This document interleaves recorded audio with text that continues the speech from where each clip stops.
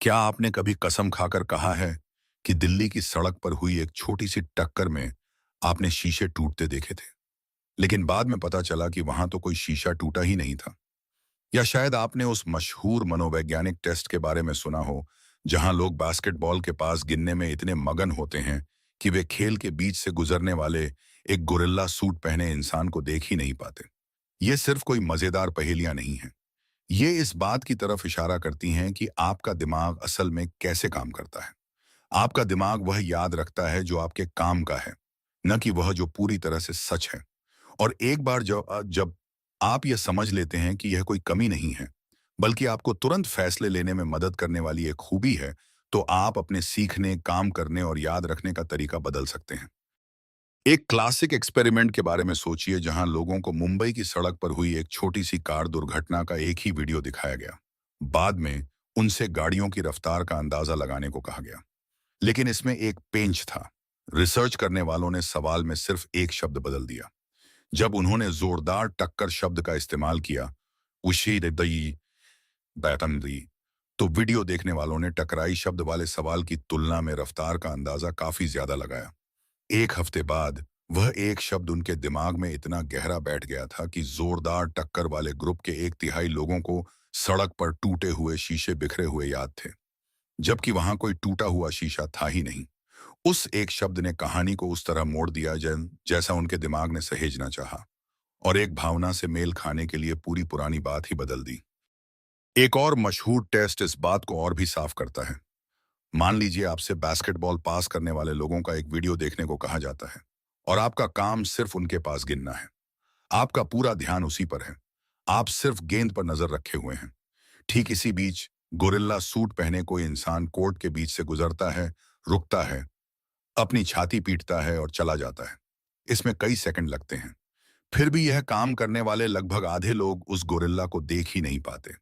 वे सीधे स्क्रीन की तरफ देख रहे होते हैं, लेकिन उनका ध्यान उस पर नहीं जाता।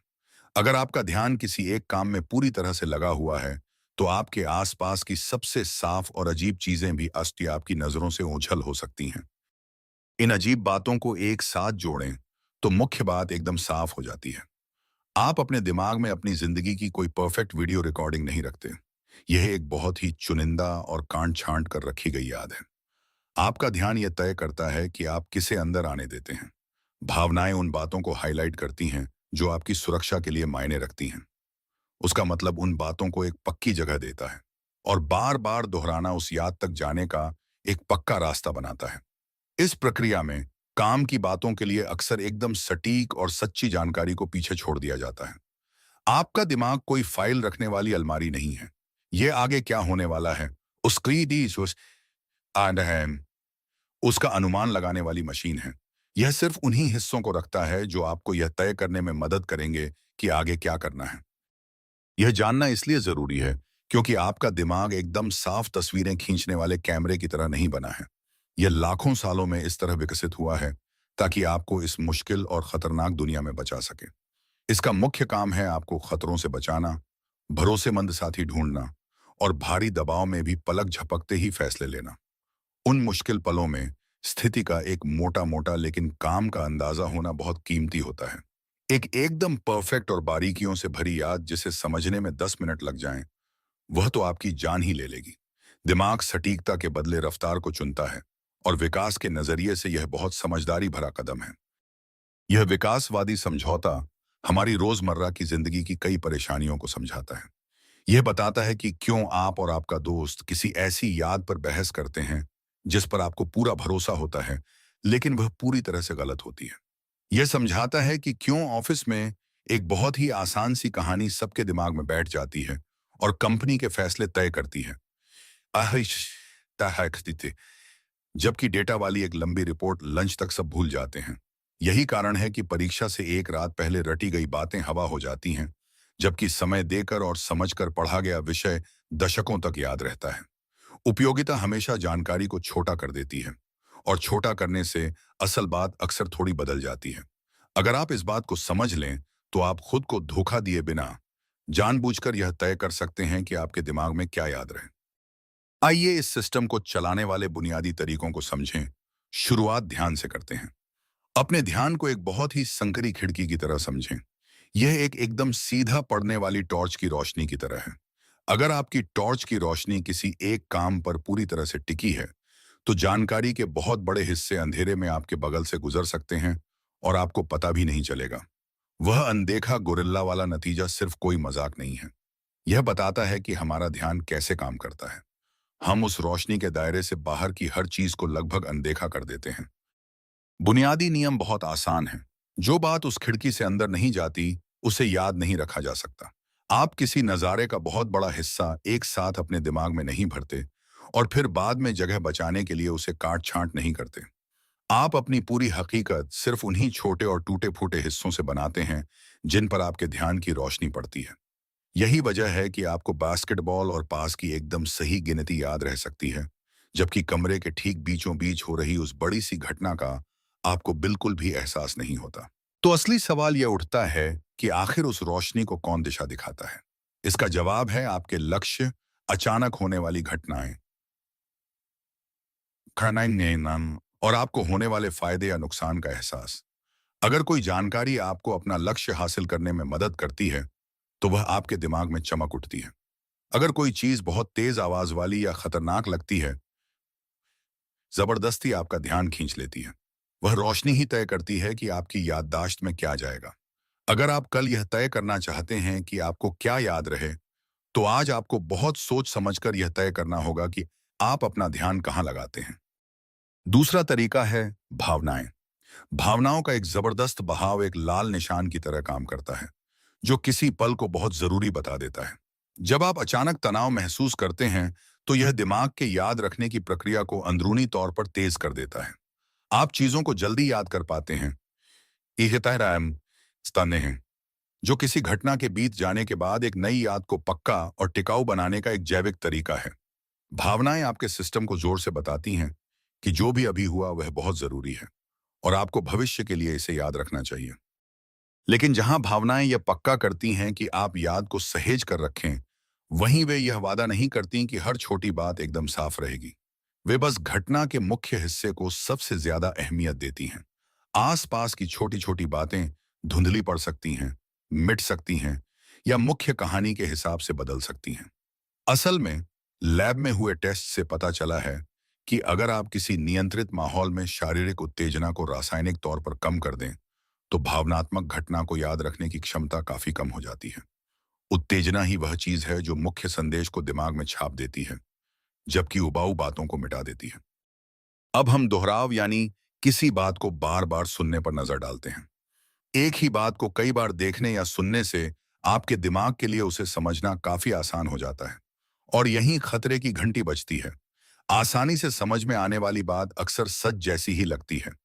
मनोवैज्ञानिक इसे फ्लुएंसी यानी सहजता कहते हैं। आपका दिमाग बिना किसी रुकावट के मिलने वाली जानकारी को सुरक्षित और जानी पहचानी मान लेता है। तुरंत फैसले लेने के लिए दिमाग का यह तरीका बहुत बढ़िया है, लेकिन यह तब बहुत खतरनाक हो जाता है जब बार बार कही जाने वाली बात पूरी तरह से गलत हो।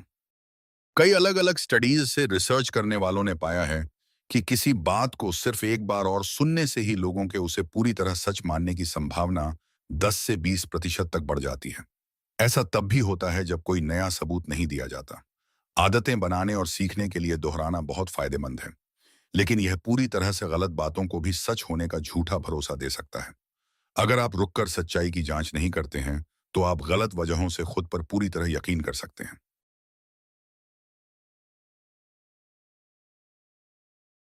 चौथा तरह सरकार ने अर्थ और जीवन से जुड़ाव। जब लोग यह समझ लेते हैं कि किताबी बातों को रोटी, कपड़ा, मकान, शारीरिक खतरे या समाज में अपने रुतबे जैसी बुनियादी चीजों से कैसे जोड़ा जाए, तो उनकी याद रखने की क्षमता बहुत बढ़ जाती है। इसे देखने का एक बेहतरीन तरीका एक आसान सा टेस्ट है। लोगों के एक ग्रुप से पूछें कि शब्दों की एक सूची उन्हें कितनी अच्छी लगती है।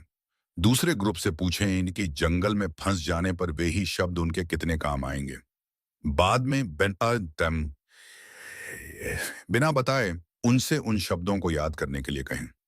जंगल वाला ग्रुप हमेशा बहुत ज्यादा शब्द याद रख पाएगा। आखिर यह जीवन से जुड़ाव वाला तरीका इतना कारगर क्यों है? यह इसलिए काम करता है क्योंकि यह नई और कच्ची जानकारी को उन पुराने और गहरे लक्ष्यों से जोड़ देता है जिनकी आपको फितरतन परवाह होती है। हर बार जब आपके सामने कोई नई जानकारी आती है, तो आपके दिमाग का एक ही खामोश सवाल होता है, क्या यह मुझे भविष्य में बचने या आगे बढ़ने में मदद करेगा? अगर जवाब हाँ है, तो उस विचार को तुरंत एक पक्की जगह मिल जाती है। किसी बात का गहरा मतलब निकालना सिर्फ अच्छा महसूस करने के लिए नहीं है। यह दिमाग को जानकारी याद रखने का एक ठोस जैविक कारण देता है। पांचवां तरीका है थोड़ा गैप देना।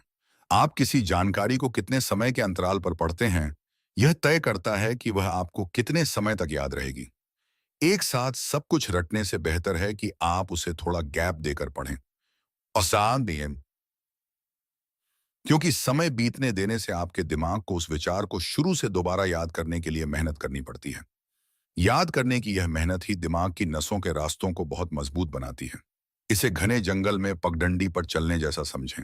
अगर आप एक बार उस पर चलते हैं और उसे एक साल के लिए छोड़ देते हैं, उस तो बह- बहुत तो वहां घास उग आती है।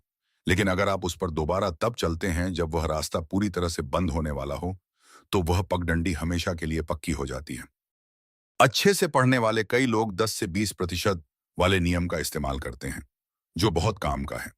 आप उस जानकारी को जितने समय तक याद रखना चाहते हैं, उसका 10 से 20% समय गैप के लिए चुनें।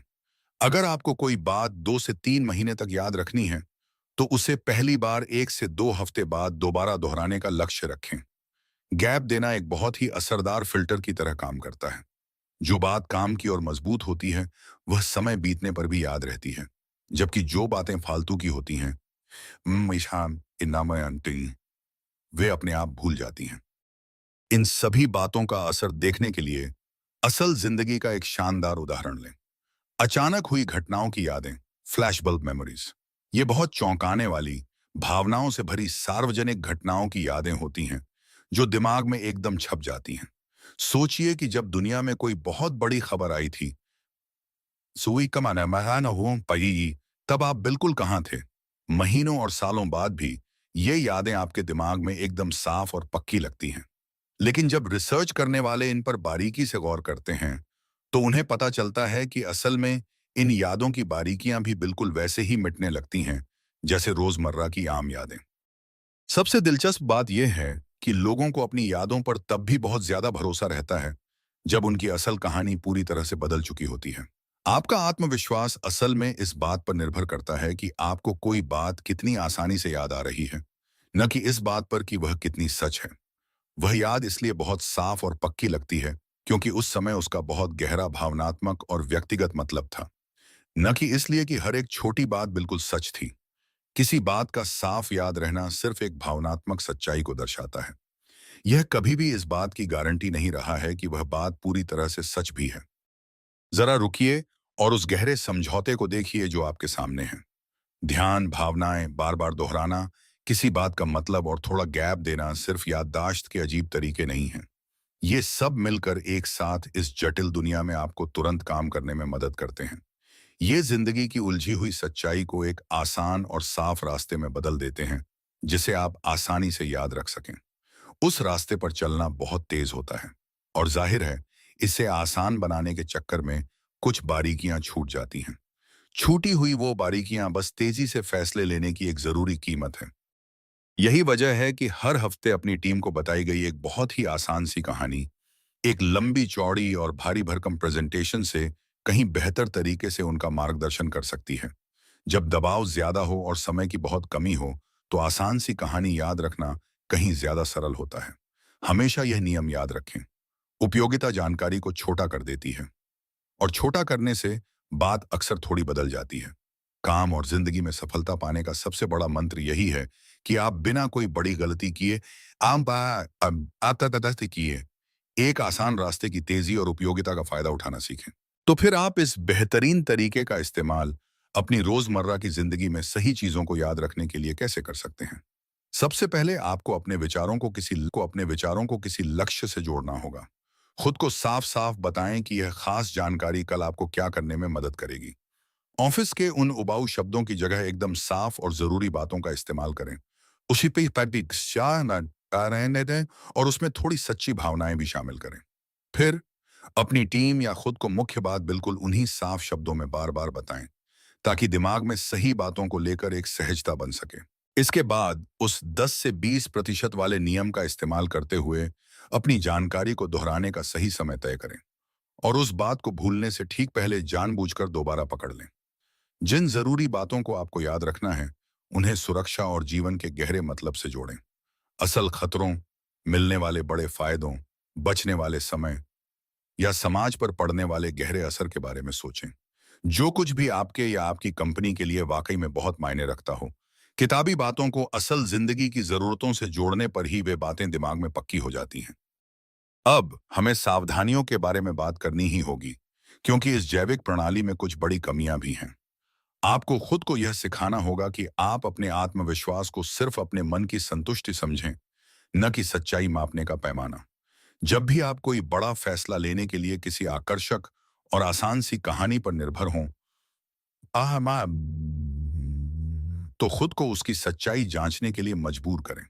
आंकड़ों को खुद देखें, मूल दस्तावेजों की गहराई से जांच करें, या फिर किसी ऐसे भरोसेमंद और तेज दिमाग वाले व्यक्ति से कहें जो किसी भी बड़े फैसले से पहले उस पर कड़े सवाल उठा सके। आपको बहुत सावधान रहना होगा, क्योंकि दिमाग के जो तरीके तेजी से सीखने में मदद करते हैं, उन्हीं का इस्तेमाल आसानी से गलत जानकारी फैलाने के लिए भी किया जा सकता है। भावनाएं बार बार दोहराना और सुरक्षा से जुड़ी भावनाएं इंसान के दिमाग पर बहुत गहरा असर डालती हैं। इसलिए जब भी कोई बहुत जरूरी काम हो, तो आपको सच्चाई की जांच के लिए कड़े नियम बनाने होंगे। अपने दिमाग के इस जानकारी को छोटा करने वाले बेहतरीन सॉफ्टवेयर का इस्तेमाल जरूर करें, लेकिन अपनी तरफ से पूरी जांच पड़ताल भी पक्की करें। यहां आपके लिए एक नया नजरिया है जिसे आप हमेशा याद रख सकते हैं। अपनी याददाश्त को एक काम का और मददगार टूल समझें, न कि किसी पुरानी और परफेक्ट लाइब्रेरी की तरह। अगर आप चाहते हैं कि कोई जरूरी सीख हमेशा याद रहे, तो उसे अपने लिए बहुत मायने रखने वाला बनाएं।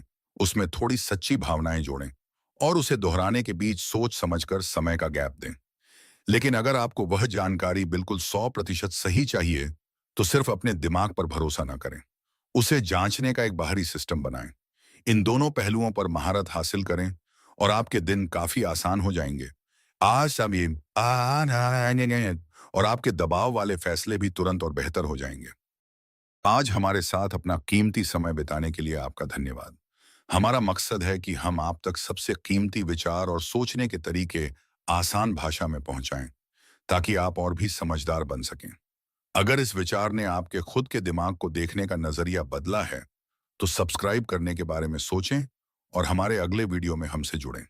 अगर आपको यह जानकारी काम की लगी हो तो लाइक करें और ऐसे ही बेहतरीन तरीकों के लिए हमारे बाकी वीडियो भी देखें, जिनका आप अभी इस्तेमाल कर सकते हैं। अपना ख्याल रखें और हम आपसे अगली बार मिलेंगे।